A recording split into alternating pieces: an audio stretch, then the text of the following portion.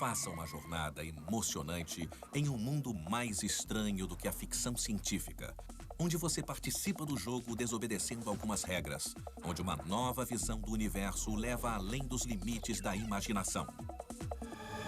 Este é o mundo da teoria das cordas.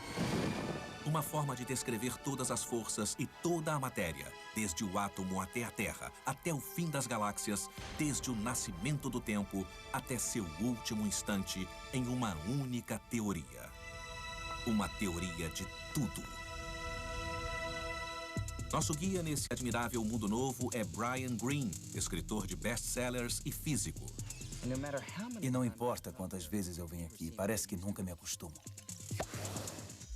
Ele pode nos ajudar a solucionar o maior enigma da física moderna? Que nossa compreensão do universo baseia-se em dois grupos de leis discordantes. Decifrar essa contradição frustrou até Einstein, que fez dela sua busca final. Depois de décadas, finalmente podemos estar à beira de uma descoberta. A solução? As cordas. Minúsculas partículas de energia vibrando como as cordas de um violoncelo. Uma sinfonia cósmica no âmago de toda a realidade. Mas isso tem um preço. Universos paralelos e 11 dimensões, que na maioria você nunca viu. Realmente podemos viver em um universo com mais dimensões que podemos enxergar. As pessoas que disseram que há outras dimensões no espaço foram taxadas de malucas ou extravagantes. Uma miragem da ciência e da matemática? Ou a teoria de tudo mais definitiva? Se a teoria das cordas não conseguir fornecer uma previsão testável, então ninguém deve acreditar nela. Isso é uma teoria da física ou uma filosofia? Uma coisa certa é que a teoria de cordas já está nos mostrando que o universo pode ser muito mais estranho do que qualquer um de nós já imaginou. A seguir, acidentalmente nós descobrimos a teoria das cordas. a origem humilde de uma ideia revolucionária. Eu estava totalmente convencido de que iam dizer Susskind é o próximo Einstein. Isso parecia maluco para as pessoas. Fiquei deprimido, fiquei infeliz. No fim, fui para casa e me embebedei. A obsessão leva os cientistas a buscarem o santo graal da física. Mas eles estão preparados para o que irão descobrir? Entre agora no mundo bizarro do universo elegante. O sonho de Einstein. O universo elegante.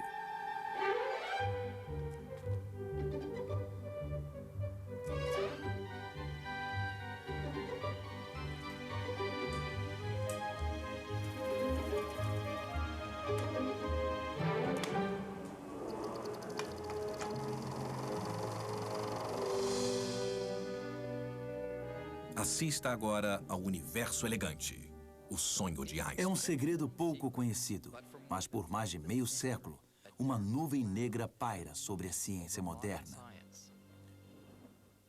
O problema é o seguinte: nossa compreensão do universo baseia-se em duas teorias diferentes. Uma é a teoria geral da relatividade de Einstein. É uma forma de compreender as maiores coisas do universo, coisas como estrelas e galáxias. Mas as menores coisas do universo, átomos e partículas subatômicas, obedecem a um grupo de regras inteiramente diferente, chamado de mecânica quântica. Esses dois grupos de regras são incrivelmente precisos, cada um em seu próprio domínio. Mas sempre que tentamos combiná-los para resolver alguns dos mistérios mais profundos do universo, acontece o desastre. Pegue o princípio do universo, o Big Bang.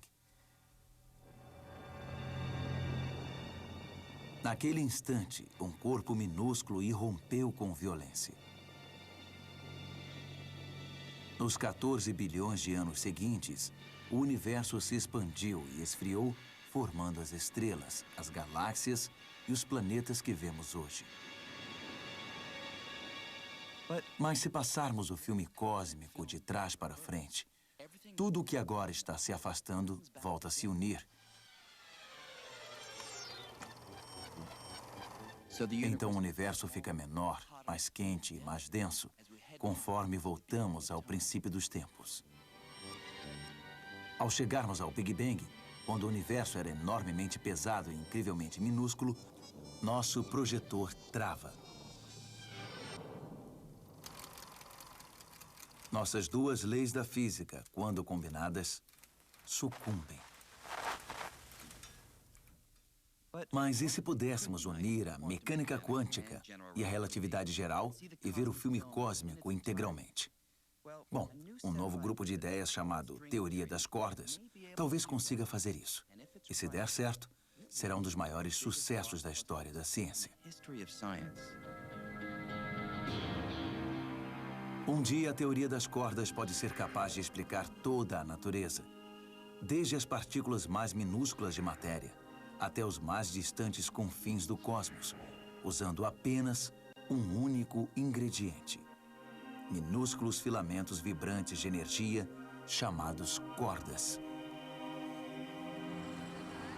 Mas por que temos que reescrever as leis da física para conseguir isso? Por que importa se as duas leis que temos são incompatíveis? Bom, você pode pensar nisso assim. Imagine que você vive em uma cidade governada não por um grupo de leis de trânsito, mas por dois grupos distintos de leis conflitantes. Como pode ver, seria bastante confuso. O que você está fazendo? Para compreender esse lugar, você precisaria descobrir um meio de colocar esses dois grupos conflitantes de leis juntos em um conjunto abrangente que fizesse sentido. Trabalhamos supondo que existe uma teoria por aí e, se formos inteligentes e engenhosos, devemos descobrir o que é. Não temos uma garantia, não está escrito nas estrelas que vamos ser bem-sucedidos. Mas no final, esperamos ter uma única teoria que governe tudo.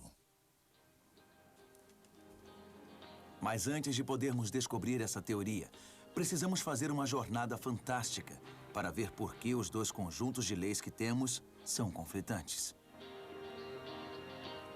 E a primeira parada nessa estranha viagem é o reino dos objetos muito grandes. Para descrever o universo em larga escala, usamos um grupo de leis, a teoria geral da relatividade de Einstein. E é uma teoria de como funciona a gravidade. A relatividade geral retrata o espaço como um tipo de trampolim, uma estrutura uniforme que objetos pesados como estrelas e planetas podem curvar e esticar. Segundo a teoria, essas dobras e curvas criam o que sentimos como gravidade. Quer dizer, a força gravitacional que mantém a Terra em órbita em volta do Sol realmente não é nada mais do que nosso planeta, seguindo as curvas e contornos que o Sol cria na estrutura espacial. Mas a imagem uniforme, curva e delicada do espaço prevista pelas leis da relatividade geral não é toda a história. Para compreender o universo em escalas extremamente pequenas, temos de usar nosso outro grupo de leis, a mecânica quântica. E como veremos, a mecânica quântica retrata o espaço de uma forma tão drasticamente diferente da relatividade geral que dá para se pensar que estavam descrevendo dois universos totalmente separados.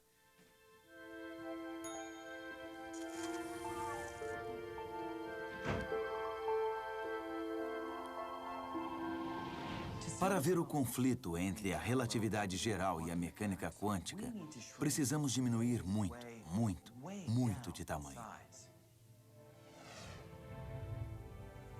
E ao deixar para trás o mundo dos objetos grandes e nos aproximarmos do reino microscópico, a imagem familiar do espaço, no qual tudo se comporta previsivelmente, começa a ser substituída por um mundo com uma estrutura bem menos certa.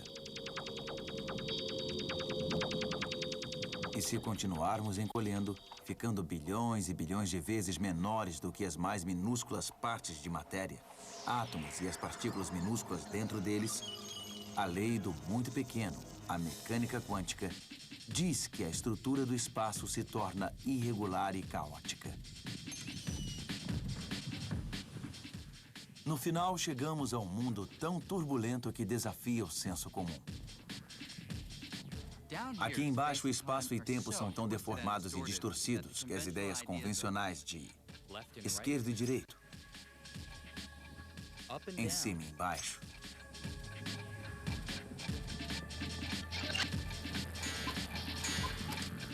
mesmo antes e depois, sucumbem.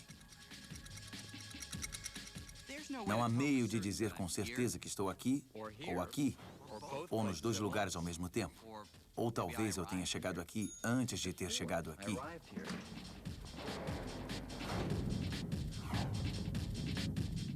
No mundo quântico, você não pode determinar nada. É um lugar inerentemente selvagem e frenético. As leis no mundo quântico são muito diferentes das leis às quais estamos acostumados. E isso é surpreendente, porque o mundo do muito pequeno, em um nível atômico, deveria obedecer ao mesmo tipo de regras e leis com as quais estamos acostumados no nosso mundo, com maçãs e laranjas e passear na rua. Por que esse mundo se comportaria da mesma forma? A imagem flutuante e irrequieta do espaço e tempo prevista pela mecânica quântica está em conflito direto com o modelo estável, ordenado e geométrico do espaço e tempo descrito pela relatividade geral.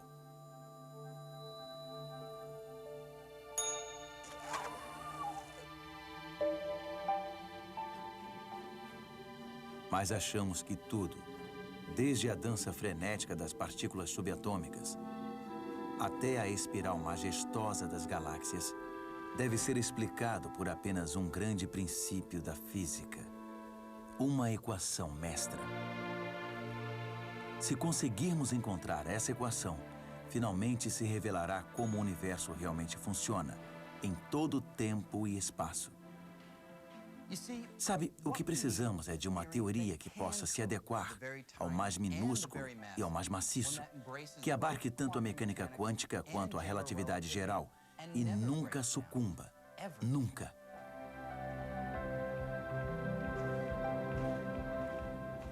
Para os físicos, encontrar uma teoria que una a relatividade geral e a mecânica quântica é o santo graal. Porque essa estrutura nos daria uma única teoria matemática que descreve todas as forças que governam nosso universo. A relatividade geral descreve a mais familiar dessas forças, a gravidade. Mas a mecânica quântica descreve 3 outras forças. A força nuclear forte, que é responsável por fundir prótons e nêutrons dentro dos átomos. O eletromagnetismo, que produz a luz, eletricidade e atração magnética. E a força nuclear fraca, que é a força responsável pela decomposição radioativa. Todo o acontecimento no universo, desde a divisão de um átomo até o nascimento de uma estrela, nada mais é do que essas 4 forças interagindo com a matéria. Albert Einstein passou os últimos 30 anos de sua vida buscando um meio de descrever as forças da natureza em uma única teoria. E agora, a teoria das cordas pode realizar seu sonho de unificação. Durante séculos, os cientistas retrataram os ingredientes fundamentais da natureza, os átomos e as menores partículas dentro deles, como bolas ou pontos minúsculos. Mas a teoria das cordas proclama que no âmago de cada espaço de matéria está um filamento minúsculo e vibrante de energia, chamado corda. E uma nova leva de cientistas acredita que essas cordas minúsculas são a chave para unir o mundo do grande e o mundo do pequeno em uma única teoria. A ideia de uma teoria científica que já temos nas mãos, poder responder às questões mais básicas, é extremamente sedutora. Por cerca de 2000 anos, todos os nossos físicos basearam-se essencialmente... Bom, estávamos falando de bolas de bilhar. A própria ideia da corda é uma enorme mudança de paradigma, porque em vez de bolas de bilhar, você tem que usar pequeninos filamentos de espaguete. Mas nem todo mundo gosta dessa nova teoria. Até agora não se avistou nenhuma experiência que possa provar que esses minúsculos filamentos existem. Deixe-me ser bem claro. Há físicos e há teóricos das cordas. É uma nova disciplina, um novo... pode-se chamar de tumor. Você pode chamar do que quiser. Mas eles se concentraram em questões que não podem ser testadas. Eles vão negar isso, esses teóricos das cordas, mas é um tipo de física que ainda não é testável. Não faz previsões que têm algo a ver com experiências que podem ser feitas no laboratório ou com observações que podem ser feitas no espaço ou a partir de telescópios. E eu fui levado a crer, e ainda acredito, que a física é uma ciência experimental. Lida com os resultados de experiências ou, no caso da astronomia, com observações. Desde o começo, muitos cientistas achavam que a teoria das cordas era simplesmente muito remota. E, francamente, a forma estranha pela qual a teoria evoluiu em uma série de reviravoltas e acidentes somente fez com que parecesse mais improvável. Na verdade, até seu nascimento foi transformado em um tipo de mito, que é mais ou menos assim.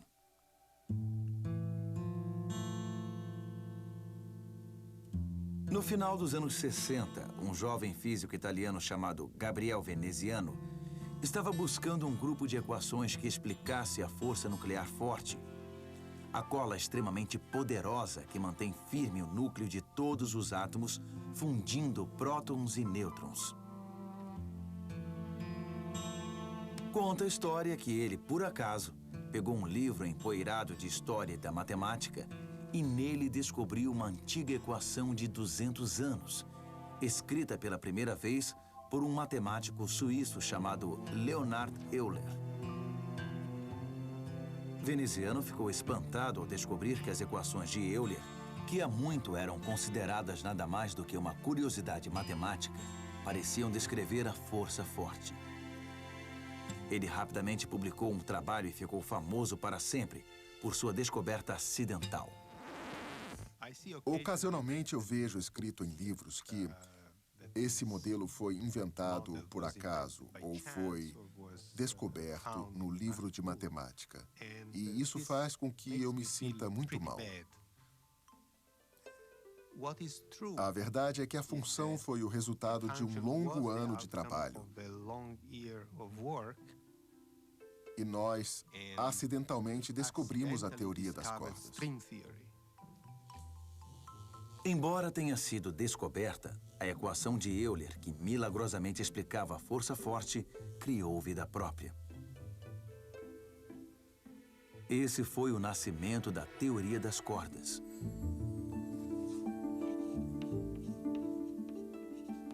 Passada de colega para colega, a equação de Euler terminou no quadro negro diante de um jovem físico americano, Leonard Susskind.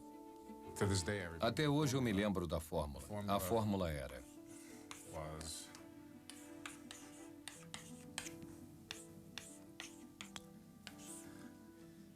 E eu olhei para ela e disse, isso é tão simples que até eu consigo descobrir o que é. Ele recolheu-se no seu sótão para investigar e compreendeu que essa antiga fórmula descrevia matematicamente a força forte. Mas debaixo dos símbolos abstratos, ele tinha visto de relance uma coisa nova. E eu fiquei um tempo com isso. Brinquei com isso. Fiquei no meu sótão, acho que por uns 2 meses sem parar. Mas a primeira coisa que pude ver estava descrevendo alguns tipos de partículas que tinham uma estrutura interna que podia vibrar, que podia fazer coisas, que não era só um ponto partícula. E comecei a perceber que o que estava sendo descrito ali era uma corda elástica, como uma borracha, como um elástico cortado ao meio. E esse elástico, além de se esticar e contrair, vibrava. E a maravilha das maravilhas estava exatamente de acordo com essa fórmula. Na época, eu tinha certeza de que eu era o único no mundo que sabia disso. Susskind escreveu sua descoberta apresentando a revolucionária ideia das cordas.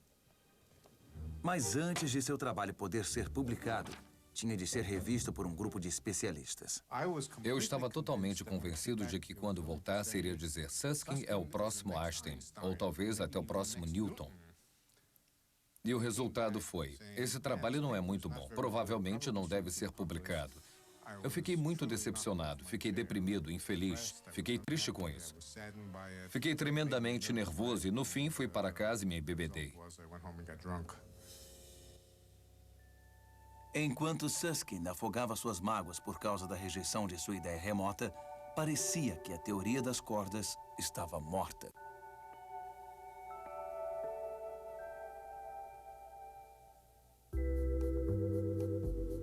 Enquanto isso, a ciência comum estava aceitando as partículas como pontos, não cordas. Durante décadas, os físicos exploraram o comportamento de partículas microscópicas, fazendo-as se chocarem em alta velocidade e estudando as colisões. Na chuva de partículas produzida, eles estavam descobrindo que a natureza é muito mais rica do que pensavam. Uma vez por mês havia a descoberta de uma nova partícula. O meson, a partícula ômega, a partícula B, a partícula B1, a partícula B2, pi, ômega. Foram usadas mais letras do que existem na maioria dos alfabetos. Era uma população enorme, uma explosão de partículas. Foi uma época em que estudantes corriam pelos corredores do prédio de física dizendo que descobriram outra partícula que encaixava nas teorias, e era tudo muito entusiasmante. E nesse zoológico de novas partículas, os cientistas não estavam apenas descobrindo a estrutura da matéria, deixando a teoria das cordas na poeira. Os físicos estavam fazendo uma previsão surpreendente e estranha: que as forças da natureza também podem ser explicadas por partículas.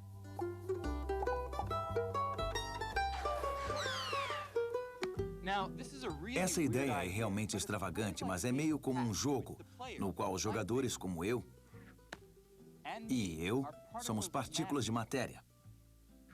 E a bola que jogamos para frente e para trás é uma partícula de força. Chama-se partícula mensageira. Por exemplo, no caso do magnetismo, a força eletromagnética, essa bola seria um fóton. Quanto mais essas partículas mensageiras, ou fótons, são trocados entre nós, mais forte é a atração magnética. E os cientistas previram que é essa troca de partículas mensageiras que cria o que sentimos como força. As experiências confirmam essas previsões com a descoberta das partículas mensageiras para o eletromagnetismo, a força forte e a força fraca.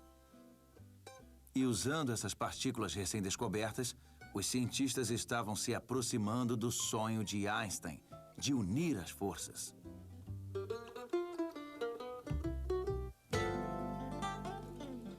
Os físicos de partículas argumentavam que se rebobinássemos o filme cósmico para momentos logo após o Big Bang, há cerca de 14 bilhões de anos, quando o universo era trilhões de graus mais quente, as partículas mensageiras de eletromagnetismo e a força fraca teriam sido irreconhecíveis. Assim como cubos de gelo que se desfazem em água no sol quente, as experiências mostram que conforme voltamos para condições extremamente quentes do Big Bang, as forças fraca e eletromagnética fundidas unem-se em uma única força chamada a eletrofraca. E os físicos acreditam que se você voltar ainda mais o filme cósmico, a força eletrofraca se uniria com a força forte em uma grande superforça. Embora isso ainda tenha de ser provado, a mecânica quântica foi capaz de explicar como as três forças operam no nível subatômico. E, de repente, tínhamos uma teoria consistente de física elementar de partículas que nos permite descrever todas as interações. Fraca, forte, eletromagnética, na mesma linguagem. Tudo fazia sentido e está tudo nos livros. Ao universo elegante. Tudo estava convergindo em direção a uma simples imagem das forças e partículas conhecidas, uma imagem que no final ficou conhecida como modelo padrão. Acho que eu dei esse nome. Professor Sheldon Glashow, Abdus Salam e Steven Weinberg.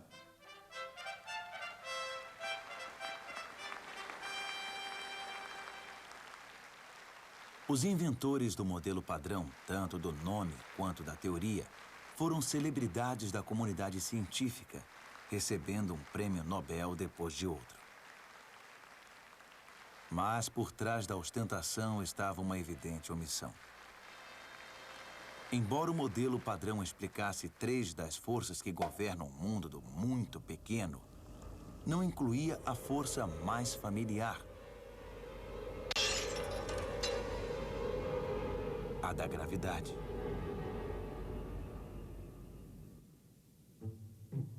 Ofuscada pelo modelo padrão, a teoria das cordas tornou-se um atraso da física. A maioria das pessoas da nossa comunidade perdeu totalmente o interesse na teoria das cordas. Diziam, ok, foi uma coisa muito boa e elegante, mas não tinha nada a ver com a natureza. Não é levada a sério pela maioria da comunidade. Mas os primeiros pioneiros da teoria das cordas estão convencidos de que podem farejar a realidade e continuar a perseguir a ideia.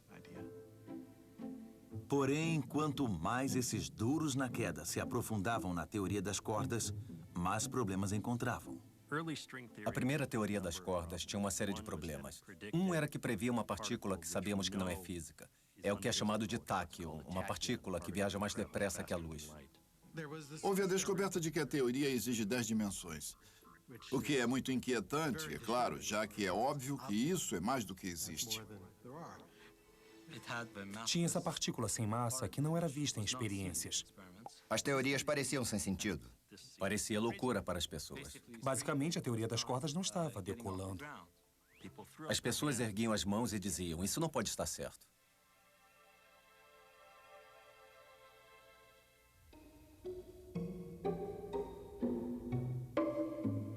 Por volta de 1973, apenas alguns jovens físicos ainda estavam lutando com as equações obscuras da teoria das cordas. Um era John Schwartz, que estava ocupado com os numerosos problemas da teoria das cordas, entre eles uma partícula misteriosa, sem massa, prevista pela teoria, mas jamais vista na natureza. E uma variedade de anomalias ou inconsistências matemáticas. Passamos muito tempo tentando trabalhar com essa teoria. Tentamos, de todas as formas, fazer ser em 4 dimensões, nos livrando dessas partículas sem massa e dos táquions, e assim por diante. Mas era sempre feio e pouco convincente. Por 4 anos, Schwartz tentou dominar as equações ingovernáveis da teoria das cordas, mudando, ajustando, combinando e recombinando-as em formas diferentes. Mas nada dava certo. Perto de abandonar a teoria das cordas, ele teve uma ideia genial. Talvez suas equações estivessem descrevendo a gravidade. Mas isso significava reconsiderar o tamanho desses minúsculos filamentos de energia. Não estávamos pensando na gravidade até aquele ponto. Mas assim que sugerimos que talvez devêssemos estar lidando com uma teoria da gravidade, tivemos de mudar radicalmente a nossa visão de como essas cordas são grandes. Supondo que aquelas cordas eram centenas de bilhões de vezes menores que um átomo, um dos vícios da teoria tornou-se uma virtude. A partícula misteriosa da qual John Schwartz tentava se livrar agora parecia ser um graviton, a partícula há muito procurada, que acreditavam transmitir gravidade no nível do quantum. Partícula sem massa. A teoria das cordas tinha produzido a peça do quebra-cabeças que faltava no modelo padrão. Schwartz submeteu à publicação sua nova teoria inovadora, descrevendo como a gravidade funciona no mundo subatômico. Parecia muito óbvio para nós que estava certo. Mas não houve nenhuma reação da comunidade. Mais uma vez, a teoria das cordas não foi ouvida. Mas ele não se deteria. Tinha avistado o Santo Graal. Se as cordas descreviam a gravidade no nível quântico, elas deviam ser a chave para unificar as 4 forças. Uniu-se a ele em sua busca um dos únicos outros cientistas dispostos a arriscar sua carreira pelas cordas. Michael Green. Acho que tínhamos uma confiança silenciosa de que a teoria das cordas obviamente estava correta e não importava muito se as pessoas não viam isso naquele momento. Elas acabariam vendo. Mas para desafiar a confiança de Green, ele e Schwartz teriam de enfrentar a questão de que, no início dos anos 80, a teoria das cordas ainda tinha falhas fatais de matemática, conhecidas como anomalias. Uma anomalia é exatamente o que parece. É uma coisa que é estranha ou anormal, uma coisa que não faz parte. Esse tipo de anomalia é esquisito. Mas anomalias matemáticas podem significar a ruína para uma teoria da física. Elas são um pouco complicadas, então aqui está um exemplo simples. Digamos que temos uma teoria na qual essas duas equações descrevem uma propriedade física do nosso universo. Se eu resolver essa equação aqui e descobrir que x é igual a 1, e se eu resolver essa equação aqui e descobrir que x é igual a 2, sei que minha teoria tem anomalias, porque deveria haver apenas um valor para x.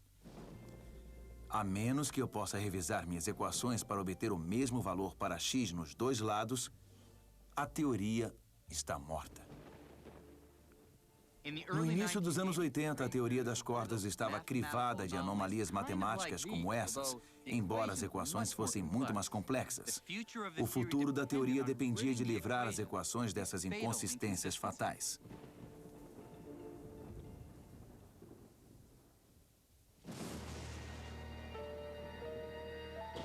Depois de Schwartz e Green combaterem as anomalias na teoria das cordas durante 5 anos, seu trabalho culminou tarde da noite no verão de 1984.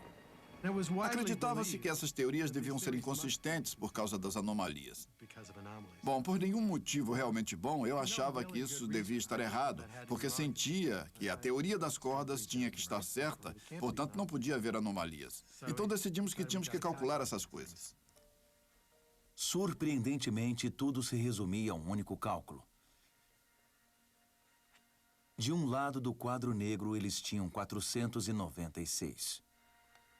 E se tivessem um número igual no outro lado, isso provaria que a teoria das cordas estava livre de anomalias. Me lembro quando John Schwartz e eu estávamos conversando no quadro negro e trabalhando esses números que tinham de combinar exatamente. Me lembro de brincar com John naquele momento porque havia trovões e raios. Havia uma grande tempestade na montanha em Aspen naquele momento. E me lembro de dizer uma coisa como: devemos estar muito perto, porque os deuses estão tentando nos impedir de concluir esse cálculo. E realmente deu certo.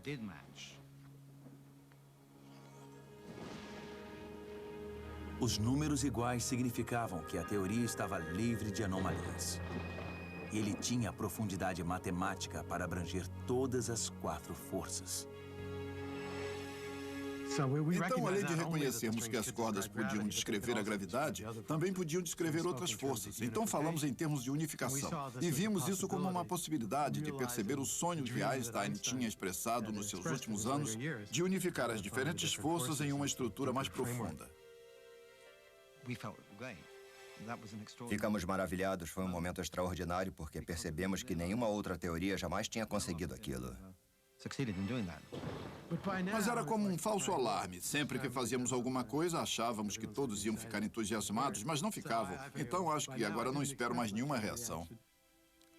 Mas dessa vez a reação foi explosiva. Em menos de um ano, o número de teóricos das cordas aumentou de apenas alguns para centenas. Até aquele momento, a palestra mais longa que eu havia feito sobre o assunto era de 5 minutos em uma conferência sem importância. E, de repente, eu fui convidado para todo mundo para dar palestras e assim em diante. A teoria das cordas foi batizada de a teoria de tudo. No início do outono de 1984, eu vim aqui na Universidade de Oxford para começar meus estudos de graduação em física. Algumas semanas depois, eu vi um cartaz de uma palestra de Michael Green. Eu não sabia quem ele era, mas afinal eu não sabia quem ninguém era. Mas o título da palestra era uma coisa como a teoria de tudo. Como eu poderia resistir? Essa nova versão elegante da teoria das cordas parecia capaz de descrever toda a estrutura da natureza. Aqui está como. Dentro de cada grão de areia tem bilhões de átomos minúsculos. Cada átomo é composto de porções menores de matéria, elétrons, orbitando em núcleo feito de prótons e nêutrons, que são compostos de pedaços de matéria ainda menores, chamados quarks. Mas a teoria das cordas diz que esse não é o fim da linha. Ela faz a alegação incrível de que as partículas que compõem tudo no universo são compostas de ingredientes ainda menores, minúsculos filamentos de energia que vibram e se parecem com cordas. Cada uma dessas cordas é inimaginavelmente pequena. Na verdade, se um átomo fosse aumentado até o tamanho do sistema solar, uma corda só seria tão grande quanto uma árvore. E aqui está a ideia-chave. Assim como os padrões ou frequências de vibração diferentes de uma única corda de violoncelo criam o que ouvimos como diferentes notas musicais, as formas diferentes com que as cordas vibram dão às partículas propriedades excepcionais, assim como massa e carga. Por exemplo, a única diferença entre as partículas que compõem você e eu e as partículas que transmitem gravidade e as outras forças é a forma que essas cordas minúsculas vibram. Composto de um número enorme dessas cordas oscilantes, pode-se pensar no universo como uma grande sinfonia cósmica. E essa ideia elegante soluciona o conflito entre nossa imagem instável e imprevisível do espaço na escala subatômica e nossa imagem uniforme do espaço em grande escala. É a instabilidade da teoria quântica versus a delicadeza da teoria geral da relatividade de Einstein que torna tão difícil ligar as duas, uni-las. Bom, o que a teoria das cordas faz vem junto e basicamente acalma a instabilidade da mecânica quântica. Ela as espalha, pegando a antiga ideia de uma partícula ponto e a espalhando em uma corda. Então, o comportamento instável está ali, mas é apenas suficientemente menos violento do que a teoria quântica e a relatividade geral unidas perfeitamente dentro dessa estrutura. É um triunfo da matemática.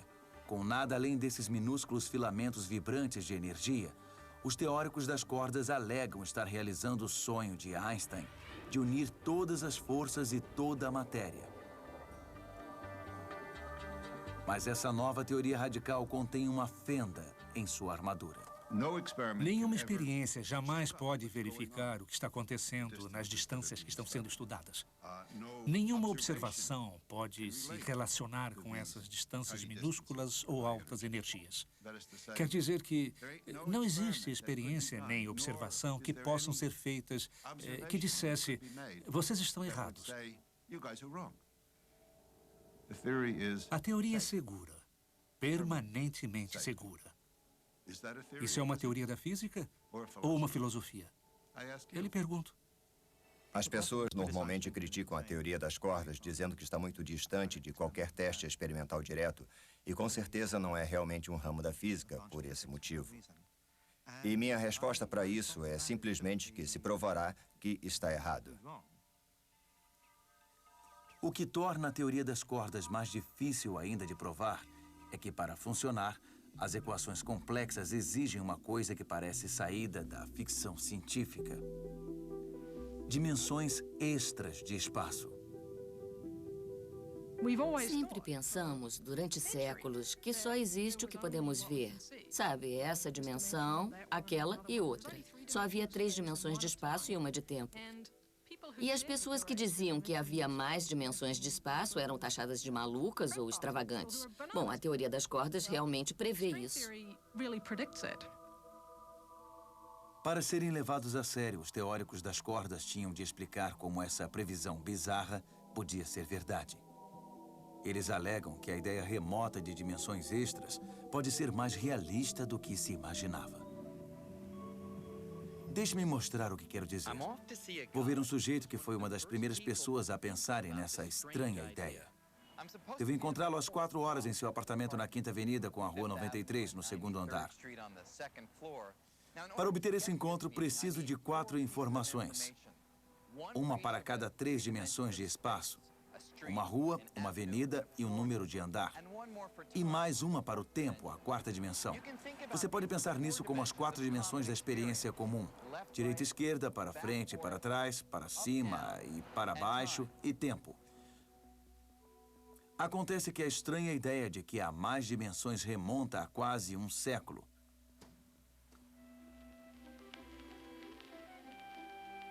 Nossa compreensão de que vivemos em um universo de 3 dimensões espaciais realmente parece indiscutível.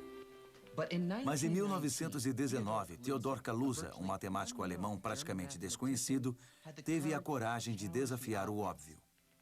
Ele sugeriu que talvez, só talvez, nosso universo tem mais uma dimensão que, por algum motivo, não podemos ver.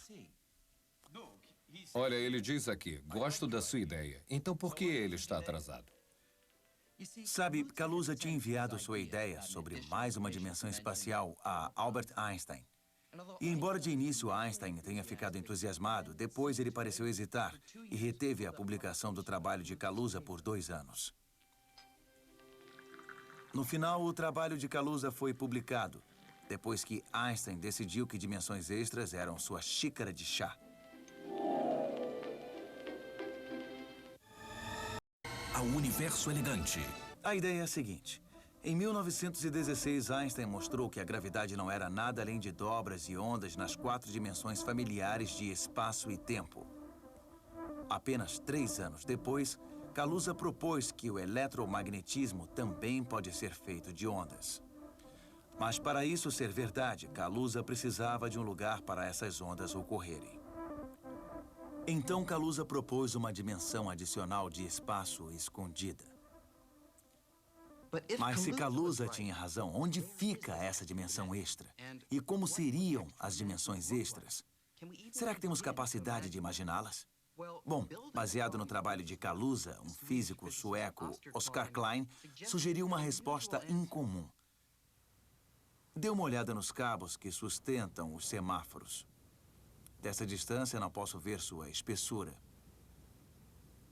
Cada um deles parece uma linha, uma coisa com apenas uma dimensão. Mas suponha que possamos explorar um desses cabos bem de perto, como do ponto de vista de uma formiga. Agora, uma segunda dimensão que envolve o cabo fica visível. Deste ponto de vista, a formiga pode se mover para frente e para trás e também pode se mover no sentido horário e anti-horário. Então, as dimensões podem ter 2 variedades. Elas podem ser compridas e esticadas, como o comprimento do cabo, mas também podem ser minúsculas e enroladas, como a direção circular que faz a volta nele. Kaluza e Klein fizeram a sugestão ousada de que a estrutura do nosso universo pode ser como a superfície do cabo, tendo dimensões tanto compridas quanto extensas, as 3 que conhecemos, mas também dimensões minúsculas e enroladas, enroladas de forma tão minúscula, bilhões de vezes menos do que um único átomo, que simplesmente não podemos ver. E então nossa percepção de que vivemos em um universo com 3 dimensões espaciais pode não ser correta, afinal. Realmente podemos viver em um universo com mais dimensões que podem ser vistas. Então, como seriam essas dimensões extras? Kaluza e Klein propuseram que se pudéssemos encolher bilhões de vezes, encontraríamos uma dimensão extra minúscula, enrolada, localizada em cada ponto do espaço. E da mesma forma que uma formiga pode explorar a dimensão circular que envolve um cabo de semáforo, em teoria, uma formiga, que é bilhões de vezes menor, também poderia explorar essa dimensão minúscula, enrolada, circular. Essa ideia de que existem outras dimensões à nossa volta está no âmago da teoria das cordas.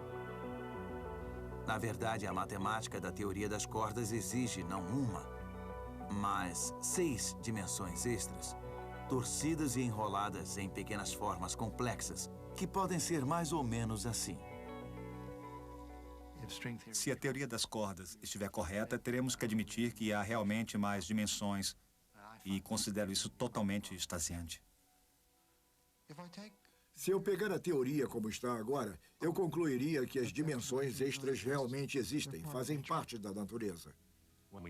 Quando falamos de dimensões extras, literalmente queremos dizer dimensões extras de espaço, que são as mesmas dimensões de espaço que vemos à nossa volta.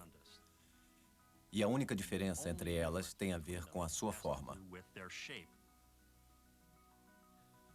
Mas como essas minúsculas dimensões extras enroladas em formas tão peculiares têm qualquer efeito em nosso mundo cotidiano? Bom, segundo a teoria das cordas, a forma é tudo.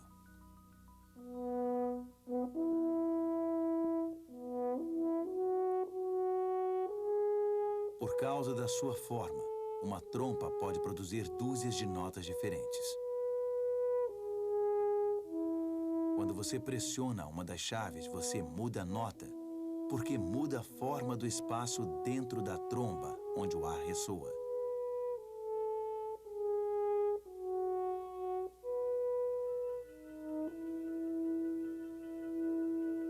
E achamos que as dimensões espaciais enroladas na teoria das cordas funcionam de uma forma similar. Se pudéssemos encolher o suficiente para voar dentro de uma dessas minúsculas formas de 6 dimensões previstas pela teoria das cordas, veríamos como as dimensões extras são torcidas e enroscadas umas nas outras, influenciando a forma com que as cordas, os ingredientes fundamentais do nosso universo, movem-se e vibram.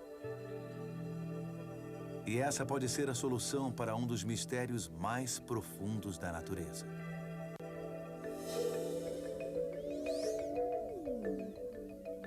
Sabe, nosso universo é parecido com uma máquina bem ajustada. Os cientistas descobriram que há cerca de 20 números, 20 constantes fundamentais da natureza que dão ao universo as características que vemos hoje. Esses são números tipo quanto pesa um elétron, a força da gravidade, a força eletromagnética e as forças forte e fraca. Desde que ajustemos os dials da nossa máquina do universo em valores precisos para cada um desses 20 números, a máquina produz o universo que conhecemos e amamos.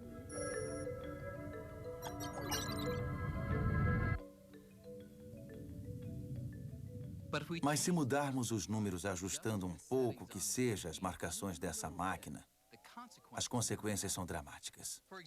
Por exemplo, se eu aumentar a potência da força eletromagnética, os átomos se repelem com mais força. Então, os fornos nucleares que fazem as estrelas brilharem se acabam. As estrelas, inclusive o nosso Sol, se extinguem e o universo que conhecemos desaparece. Então, o que exatamente na natureza estabelece os valores dessas 20 constantes com tanta precisão? Bem, a resposta pode ser as dimensões extras da teoria das cordas. Quer dizer, as formas minúsculas enroladas de 6 dimensões previstas pela teoria fazem uma corda vibrar precisamente da forma correta para produzir o que vemos como um fóton.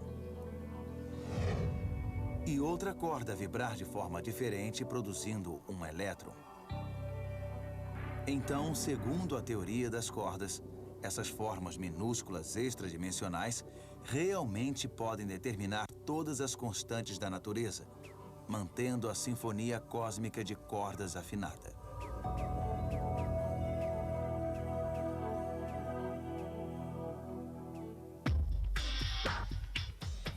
Em meados dos anos 80, a teoria das cordas parecia impossível de ser parada. Mas, por trás das cenas, a teoria estava na maior confusão.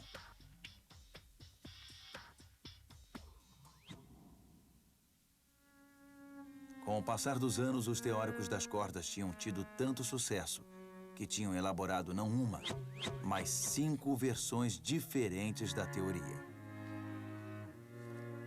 Cada uma era construída em cordas e dimensões extras, mas, em detalhe, as 5 teorias não estavam em harmonia. Em algumas versões, as cordas eram filamentos abertos. Em outras, laços fechados. À primeira vista, 2 versões exigiam até 26 dimensões. Todas as 5 versões pareciam igualmente válidas. Mas qual delas descrevia nosso universo?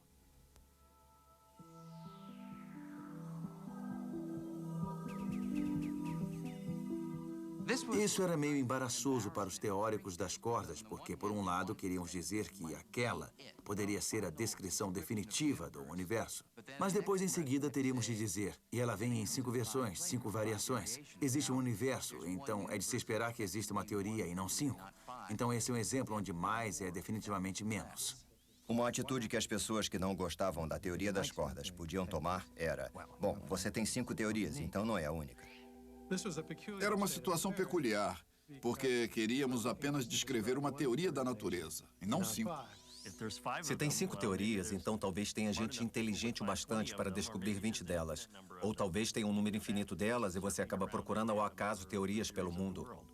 Talvez uma dessas 5 teorias das cordas descreva nosso universo. Por outro lado, qual delas? E por quê? Para que servem as outras? Ter 5 teorias das cordas é um grande progresso, mas deixa uma dúvida. Se uma dessas teorias descreve nosso universo, então quem vive nos outros 4 mundos? A teoria das cordas parecia estar perdendo força novamente.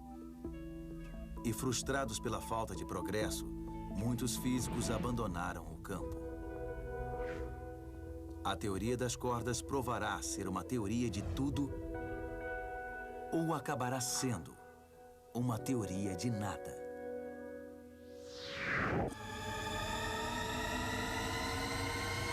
Não perca no próximo episódio de O Universo Elegante.